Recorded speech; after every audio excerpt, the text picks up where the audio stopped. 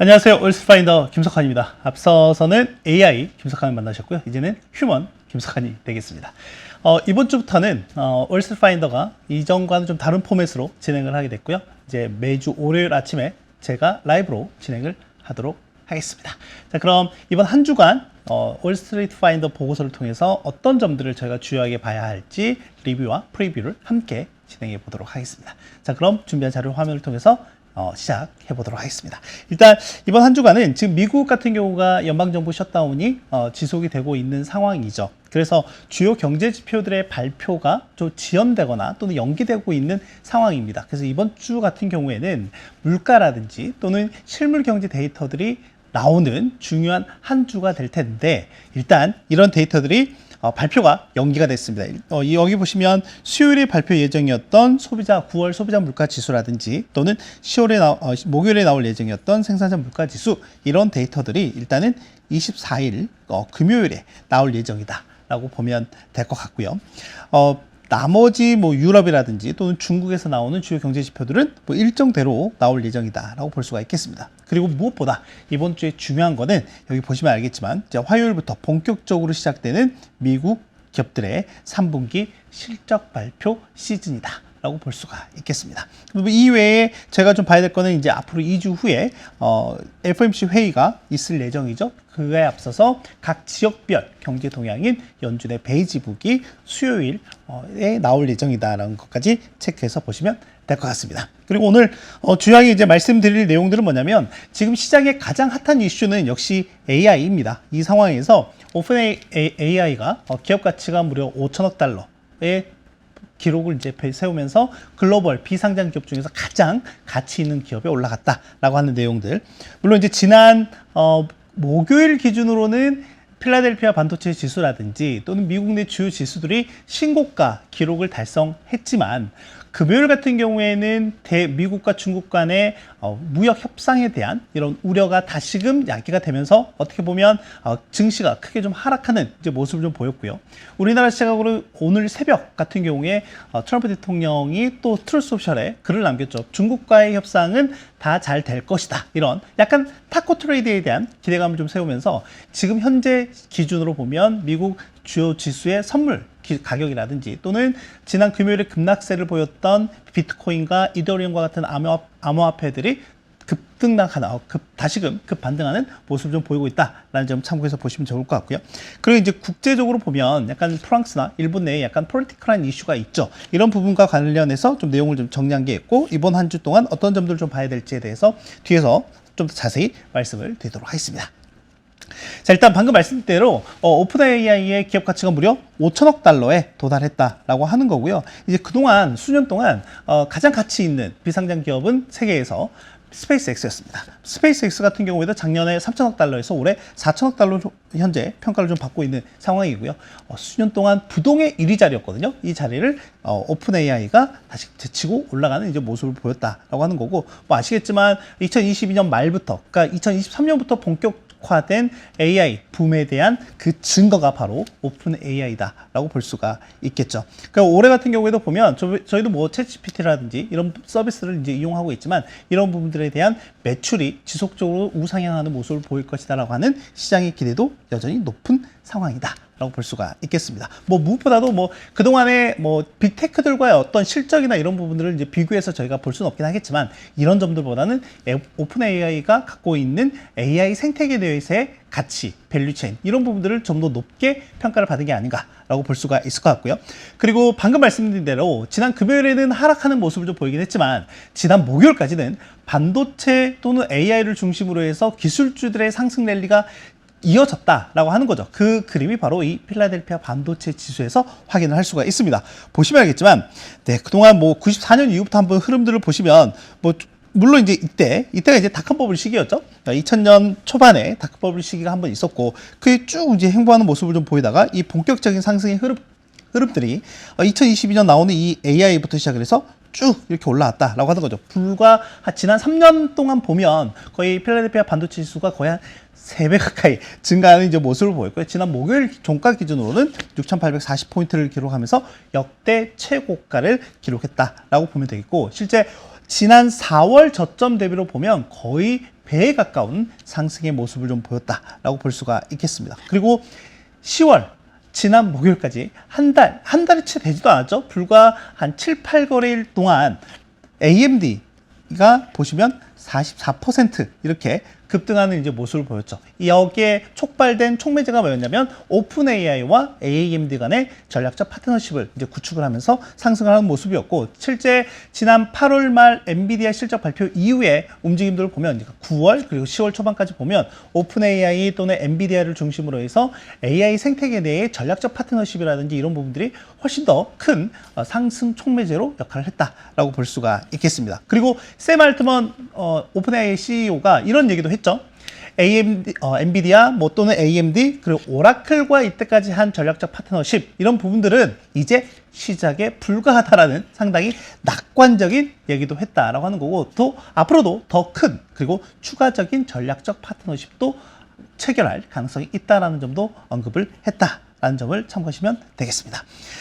이 덕에 우리나라 증시도 정말 계속해서 하하호호 하면서 올라가고 있는 모습을 보이고 있습니다. 다만 지난 금요일에 좀 하락세가 나타났기 때문에 우리나라 코스피 야간 선물 지수 기준으로 보면 지난 토요일 야간 선물 지수로 보면 대략 한 4% 정도 하락을 했습니다. 그리고 이 부분이 오늘 우리나라 증시에도 그대로 좀 영향을 미칠 가능성이 있다라고 하는 거고요. 무엇보다도 지난 8월 달 같은 경우는 다소 좀 쉬었던 외국인 수급이 9월, 10월 정말 공격적으로 유입이 되고 있고, 이 중심에는 반도체가 있다라고 하는 거죠. 그래서 한번 흐름을 보시면 10월 한 달 동안만 타이거 반도체 탑 10 구성 종목이 이렇게 10개가 있는데, 이 10개 기업들 같은 경우를 보면 지난 이제 저희가 추석 연휴로 인해서 주 초반 이제 쉬었고, 그러면 10월 불과 한 4, 5 거래일밖에 되지 않죠. 이 4, 5 거래일 동안에 코스피 지수가 5% 상승을 했습니다. 코스피 지수가 5% 상승했다고 하는 거는 하루에 1%씩 뭐 계속 이렇게 올랐다라고 보면 되겠고, 그래서 사상 첫 3,600선을 돌파했다라고 하는 거죠. 그리고 여기에는 중심이 바로 반도체가 있다라고 하는 거고, 여기 보면 SK하이닉스 같은 경우가 지난 금요일까지 보면 이번 한 달 동안 불과 한 4, 5 거래일 동안 20% 넘게 상승을 했고요. 그러다 보니까 시가총액이 처음으로 300조 원을 돌파했습니다. 그리고 삼성전자 같은 경우도 보면 거의 12% 상승을 하면서 우리나라 지수, 즉 코스피 지수 상승을 견인하고 있다라고 보면 되겠습니다. 그래서 삼성전자와 하이닉스 이 두 개 회사의 합산 시총이 860조 원 정도가 되거든요. 이 860조 원은 보시면 알겠지만 우리나라 전체, 그러니까 코스피 시가총액에서 약 30%를 차지한다라고 볼 수가 있을 것 같고요. 그래서 10월 동안에 보면 외국인들이 국내 증시의 수급 상황만 놓고 보면 약 4조 8천억 이상 순매수를 했거든요. 근데 이 중에 3조 5천억 이상은 다 반도체만 샀다라고 볼 수가 있겠습니다. 그러니까 지금 보면 전체적으로 국내 증시 같은 경우에는 반도체를 중심으로 해서 상승세가 지속이 되고 있다라고 볼 수가 있을 것 같고요. 물론 반도체에 대한 쏠림에 대한 우려도 좀 있는 상황이기도 하고요. 오늘 증시에서도 보면 역시 관전 포인트는 반도체에 대한 외국인 수급이 어느 정도로 나오느냐, 차익 실현이겠죠. 이 부분이 오늘 우리나라 증시를 결정지을 가능성이 높다라고 볼 수 있겠습니다. 물론 일단 트럼프 대통령이 약간은 완화되는 타코 트레이드에 대한 기대감을 높여주는 글을 소셜 미디어에 남기긴 했지만, 일단 어느 정도는 차익 실현이라든지 단기 급등에 대한 어떻게 보면 차익 실현 압력이 오늘은 좀 높게 나타날 가능성이 있다는 정도를 챙겨보시면 좋을 것 같습니다. 그리고 이제 이번 주에 좀 봐야 할 이슈들에 대해서 좀 정리를 해드리도록 할 텐데요. 일단은 글로벌 전체적으로 보면 주요하게 봐야 할 국가 중에 프랑스와 일본의 약간 내부적인 사정 이 얘기도 합니다. 지금 보면 일단 주말 사이에 보면 프랑스 마크롱 대통령이 최근에 사임을 한 르꼬르니 총리를 다시금 총리로 재임명하는 이런 해프닝이 일단 발생하기도 했죠.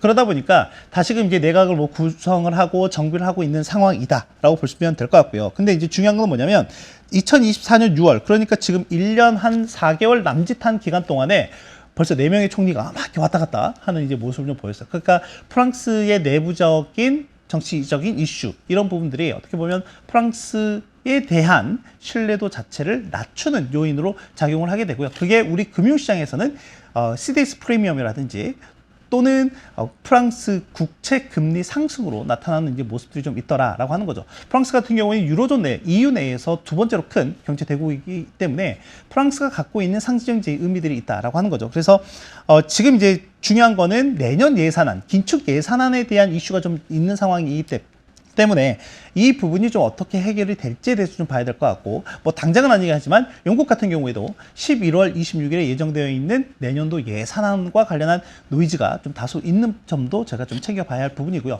다른 하나는 일본입니다. 지금 일본 같은 경우도 보면 10월 4일에 자민당 내부 총재 선거가 끝났고, 그 중에서 통화나 재정 완화를 지지하는 다카이치 사나에라고 하는 분이 당선이 됐죠. 당선이 되고 나서 시장에 나타난 극한 반응은 뭐였냐면, 일단 그 10월 4일 주말이었고, 이제 다음에 열렸던 10월 7일, 우리나라는 이제 추석 연휴 기간이었죠. 추석 연휴 10월 6일이죠. 추석 연휴 기간에 보면 니케이 지수가 거의 5% 가까이 급등하면서 역대 신고가를 달성은 한 모습이었고요. 또 하나는 달러엔 환율 같은 경우가 보면 지난 주간 기준으로 보면 4% 넘게 4% 가까이 급락하는 이제 모습을 보였다라고 하는 거죠. 그런데 이제 주말 사이에 또 나온 내용은 뭐냐면, 일단 자민당 같은 경우에는 현재 과반 의석을 확보하고 있지 않죠. 그렇기 때문에 그 20년 넘게 같이 연립여당 역할을 해왔던 공명당이라고 하는 데가 있습니다.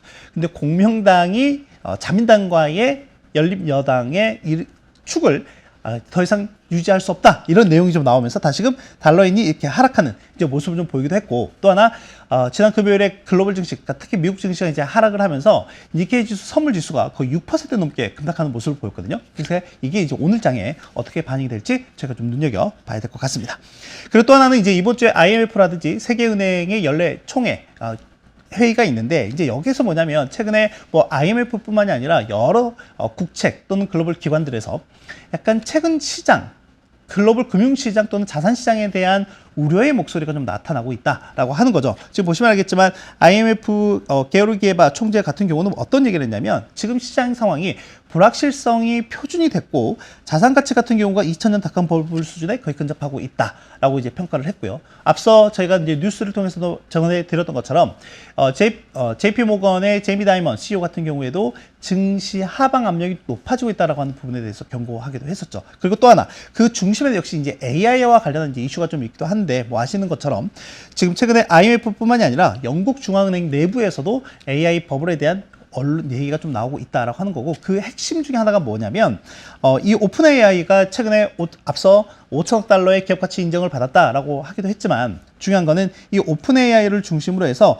여러 AI와 관련한 계약들이 이렇게 순환적인 모습을 좀 보이고 있더라라고 하는 거죠. 그러니까 오픈 AI가 또는 뭐 엔비디, 최근 대표적으로 보면 엔비디아에서 뭐 1,000억 달러를 투자 지원을 받으면 이 오픈 AI가 엔비디아에 어떻게 보면 GPU 칩을 다시금 이제 구입을 해서 이렇게 또 하는 이런 순환적인 거래에 대해서 약간 우려스럽게 보고 있고, 이걸 흔히 시장에서는 벤더 파이낸싱이라고도 이제 얘기를 하는데, 이런 부분에 대한 약간 우려의 목소리들이 좀 커져가고 있다라고 하는 점. 그리고 또 하나는 그동안에 AI가 이제 전반적으로 경제 전반의 생산성을 높이고 있는 긍정적인 효과를 내고 있기는 하지만, 궁극적으로는 앞으로 향후의 경제 성장률에 대한 전망치 자체가 다소 좀 둔화되고 있는 이런 모습들이 나타나고 있더라라고 하는 거죠. 왼쪽에 있는 그래프를 통해서 한번 살펴보시면, 일단 G20 기준으로 보면 전체적으로 성장세 추세가 약간 이제 올해는 좀 둔화가 됐다가 다시금 그동안에 좀 득순락하는 이런 모습들이 좀 보였는데, 약간 완화되는, 그러니까 성장 자체가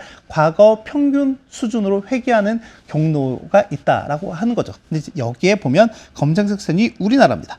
우리나라 같은 경우는 좀 더 평균보다 낮은 수준의 성장률을 보일 것으로 예상을 좀 하고 있고, 최근에 미국과의 관세 또는 무역 통상과 관련한 협상이나 이런 부분들이 다소 진척이 더딘 부분들이 있죠. 이런 부분들이 이제 반영이 되고 있는 게 우리나라 달러원 환율이죠. 달러원 환율 같은 경우는 지난 금요일에 장중에 1,430원까지 터치를 하기도 했고, 지금 현재 기준으로 보면 1,429원 레벨까지 좀 올라와 있는 상황이다라고 하는 거죠. 이제 이런 부분들 같은 경우 우리한테는 어떻게 보면 약간 부담스러운 요인들로 나타날 수 있다. 있다라고 보면 될 것 같습니다.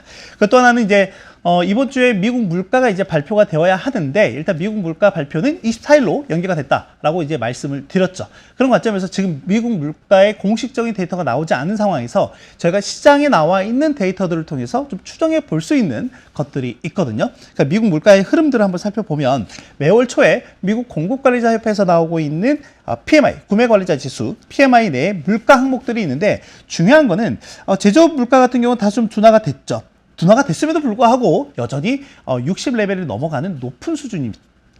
근데 이제 중요한 거는 미국 서비스업 같은 경우가 전체 GDP의 약 70%를 차지하는데 이 서비스 물가가 지금 10개월 연속 60레벨을 상회하고 있고요. 그리고 보시다시피 2022년 10월 이후에 가장 높은 수준을 기록을 하고 있다라고 하는 거죠. 그러니까 서비스 물가의 상방 압력이 꽤 높게 나타나고 있다라고 하는 거죠.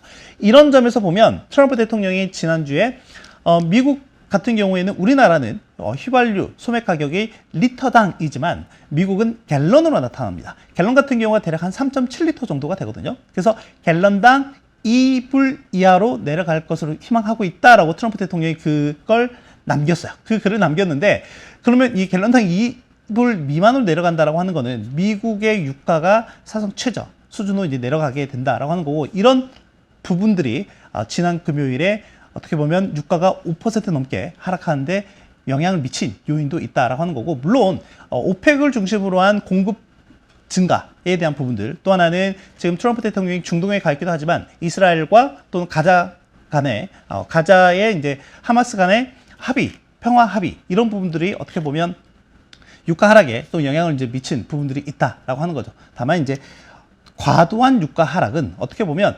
경기 측면에서 본다라고 하면 과도한 유가 하락 역시도 어떻게 보면 좀 문제가 될 소지가 있다라는 점도 좀 눈여겨봐야 될 것 같고요. 그러한 유가 하락에도 불구하고 지금 보셨던 것처럼 미국의 서비스 물가의 상승 압력이 높게 나타나고 있고 다른 그래프는 미국 소비자 물가 지수, 블룸버그 이코노믹스에서 추정하고 있는 소비자 물가 지수의 흐름인데 4, 5월이면 아시겠지만 이 시점이 바로 미국의 상호 관세가 공식적으로 이제 발표가 된 물론 이제 연기가 된 시점도 있기도 하지만 관세가 좀 더 영향을 발휘하고 있는 점들이고요. 보시다시피 전반적으로 우상향하는 모습이 좀 높게 나타나고 있다라고 하는 거고 시장에서는 올 연말 기준으로는 대략 헤드라인 소비자 물가가 3.2에서 34%까지 올라갈 걸로 예상을 하고 있는 부분들이다라는 것까지 체크해서 보시면 될 것 같습니다. 그리고 마지막으로 이번 주가 실적 시즌이 본격화된다라고 이제 말씀을 드렸죠. 지금 보면 현재 월가에서 예상하고 있는 올 연말 S&P 500 지수의 목표 주가는 대략 한 6,470포인트입니다. 그런데 지난 목요일 기준으로 보면 6,700포인트 정도이니까 현재 월가 예상보다 상당히 높은 수준으로 좀 형성이 되어 있고요. 다만 추정하는 기관에 따라서 목표치가 좀 다르긴 하지만 가장 불리시하게 보고 있는 하우스가 오펜하이머 같은 경우에는 약 7,100선을 이제 보고 있고 가장 베어리시하게 보고 있는 스티펠 같은 경우에는 이제 5,500선을 이제 보고 있다. 하지만 시장 평균은 대략 6,500선 정도가 되고 있다라고 보면 될 것 같고요. 항상 이제 미국 증시에서 저희가 계절성 요인들을 이제 많이 보고 있죠. 보통 보면 제가 이제 셀인 메이라고 하는 이제 있기 때문에 보통 증시가 5월이 좀 약세의 모습을 보이고 또 하나는 이제 9월 증시가 좀 약세의 모습을 보인다라고 하는 거죠. 그런데 올해 같은 경우는 이게 다 없었죠. 4월에 이미 상호관세 후폭풍의 여파가 5월달 같은 경우에 강한 반등의 흐름으로 나타났었고 9월 같은 경우에도 보면 뭐 FOMC라든지 경제에 대한 전반적인 우려 이런 부분들이 어떻게 보면 다 일거에 해소가 되면서 다 지금 상승 추세로 가고 있고 이 모든 것의 중심에는 역시 이제 AI라고 하는 게 있더라라고 하는 거죠. 그래서 이런 부분들이 이제 이번 실적 시즌에 그대로 이제 나타날 가능성이 높다라고 하는 거고 지금 현재 시장에서는 여전히 긍정적인 또는 낙관적인 실적 시즌을 전망을 좀 하고 있다라고 보면 될 것 같습니다. 다만 시장의 기대치가 좀 이만큼 높아져 있기 때문에 이만큼 높아져 있는 기대치를 얼마만큼 충족시켜 줄 수 있을지에 대한 점들을 좀 저희가 봐야 될 것 같고 지금 오른쪽 그래프 같은 경우에는 보통 저희가 어닝 서프라이즈 비율을 이제 많이 보죠. 근데 지금 이 어닝 쇼크 비율 같은 경우에는 이제 실적 시즌 초반입니다. 지난 금요일 기준으로 보면 대략 한 25개 기업이 이제 실적 발표를 했고 이 중에 약 26% 정도가 어닝 쇼크를 발표했다라고 하는 건데 이 수치 같은 경우에는 이제 뭐 앞으로 한 8월 중순, 11월 중순 이후 되면 좀 더 정확한 수치가 나오게 될 겁니다. 정확한 수치가 나오게 될 텐데 이 수치가 이제 얼마만큼 내려가는지가 상당히 좀 중요할 것 같다라고 하는 거고, 현재 지난 금요일 이 자료 작성 시점 기준으로 보면 이 26%라고 하는 수치는 2020년 1분기입니다. 2020년 1분기면 제가 팬데믹을 겪었던 시점이잖아요. 팬데믹 초입 시점인데 이 이후에 가장 높은 시점이라는 것만 체크해서 보시면 좋을 것 같다라고 말씀을 드리겠습니다. 일단 제가 준비한 월스판 내용은 여기까지고요. 다음 주 월요일에 라이브로 다시 찾아뵙도록 하겠습니다. 안녕.